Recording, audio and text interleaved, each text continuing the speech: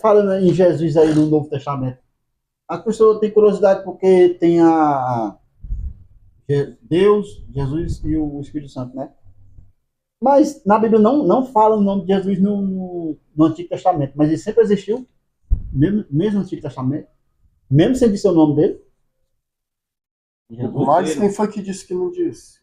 Não, tem Livro de muita gente Gênesis que ele é o não crê, cordeiro. né? Hã? No livro de Gênesis ele é o cordeiro. É. Aí tem muita gente Mas, que não acredita porque no Antigo Testamento não fala o nome de Jesus, fala mais de Deus, né? Aí não acredita que Jesus existia. Por isso que crê só em Deus. pois é, só que, vamos lá. Quando o tetragrama que foi dado lá na montanha, meio a Sarça Ardente, foi dado, queiram ou não,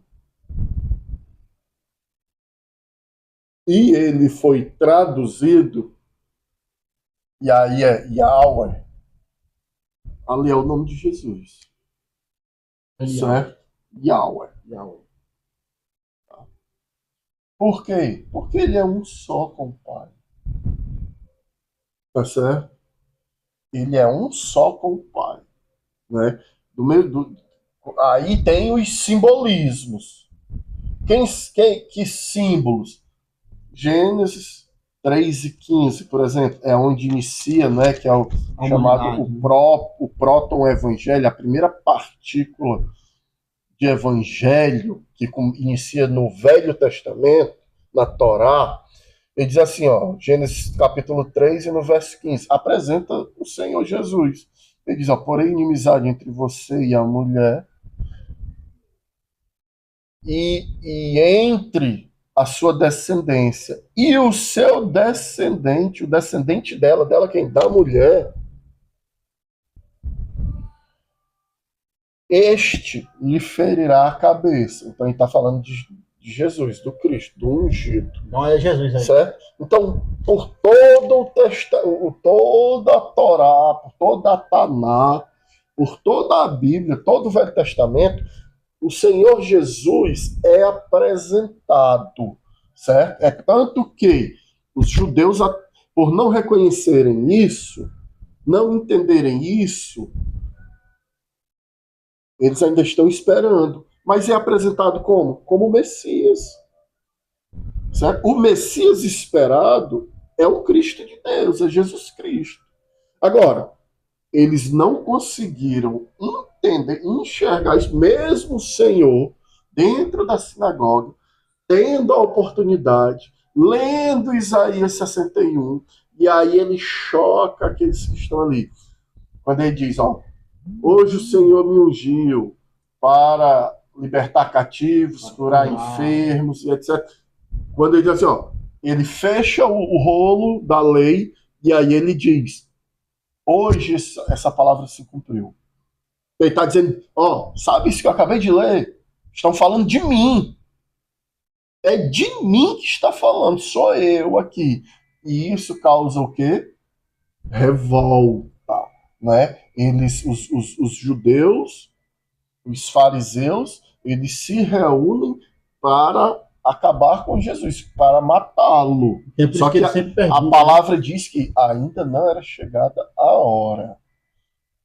Então é por isso que os judeus sempre questionaram Jesus, né? Aí já tem, se não me engano, tem uma parte que Jesus fala assim, ó, antes que Abraão nascesse, eu já existia, né? Eu já sou. Era, né? Eu sou, né? Eu sou. Então ele está constantemente usando as escrituras do Velho, que a gente conhece como Velho Testamento, para mostrar que é ele. Quando ele diz, ó, antes de Abraão eu sou. Por quê? Porque foi assim que Moisés levou a ordem de Deus para Faraó. Ele diz, ó, quando perguntarem quem o Senhor é, o que eu digo? Eu sou o que sou. Então Jesus está reproduzindo. Se lembra lá do eu sou, o que estava conversando com Moisés, o que visitou Abraão, o cordeiro que Jesus proveu, o que Deus proveu. A serpente. Se lembra, a serpente no deserto, se lembra tudo isso? Eu sou eu. Então, aquele que conversou com Moisés no Sinai, aquele que deu a palavra de Deus para Moisés. Então, Tudo isso se refere a mim. Só que, por conta da dureza do nosso coração, muitos, e isso não é o exclusivo dos judeus, não é? Todo o Oriente, os do Ocidente, certo? Quantos brasileiros não reconhecem Jesus como Senhor? Por que o nome Jesus não está no Velho Testamento? Aí, né, a gente tem várias explicações, porque nem na linguagem hebraica e nem na língua já morta no aramaico existe a letra J. Né? Muitos vão tentar tirar a glória do nome de Jesus, ao qual está sobre todo o nome, por conta desse J. Né? Porque o J só veio de, sei lá, 500 anos. Não, menos.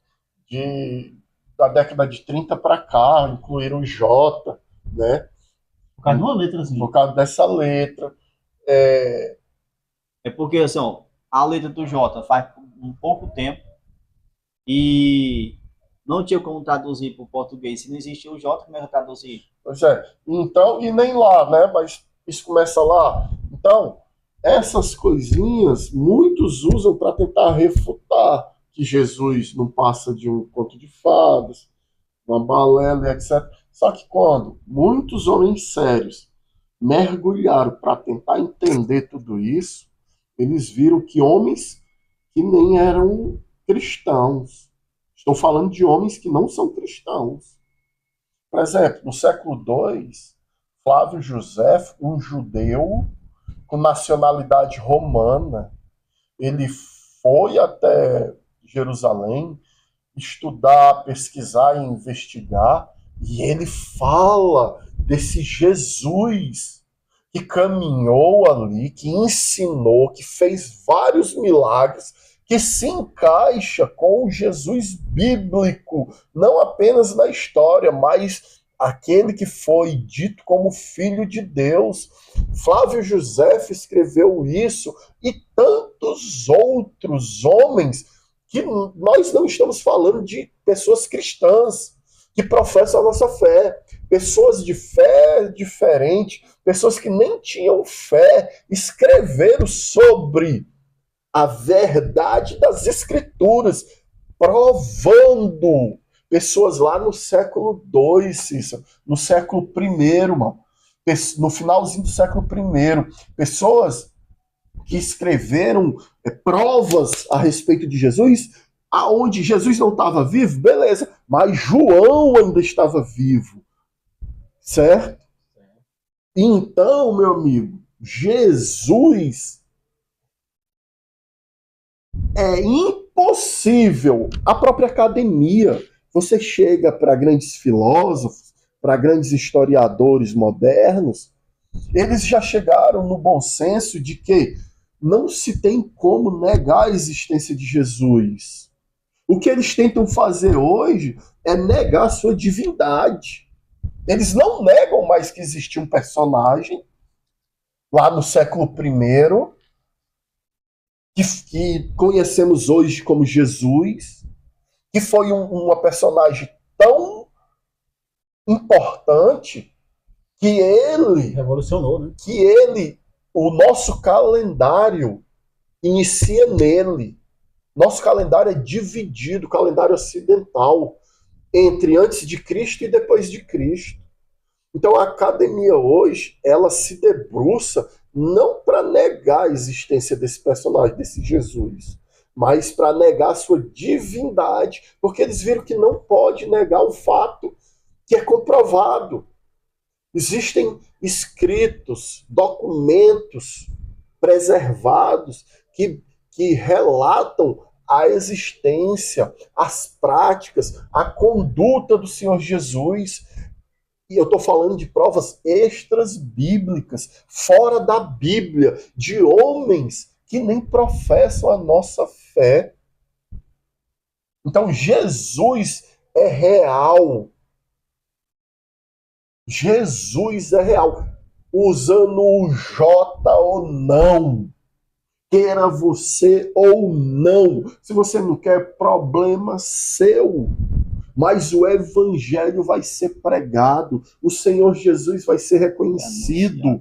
Pessoas como nós aqui, malucos por Jesus, não vão se calar. Não é só nós três, querido. Creio eu que em qualquer parte do mundo que você for, você vai encontrar um cristão apaixonado por Jesus, disposto a qualquer coisa para anunciar e cumprir o que ele determinou, ir e pregar o evangelho. Então, não se engane, Jesus é real, certo? Jesus é real. Deixa eu fazer uma pergunta aqui. Meus irmãos, só bem rápido aqui. E não existe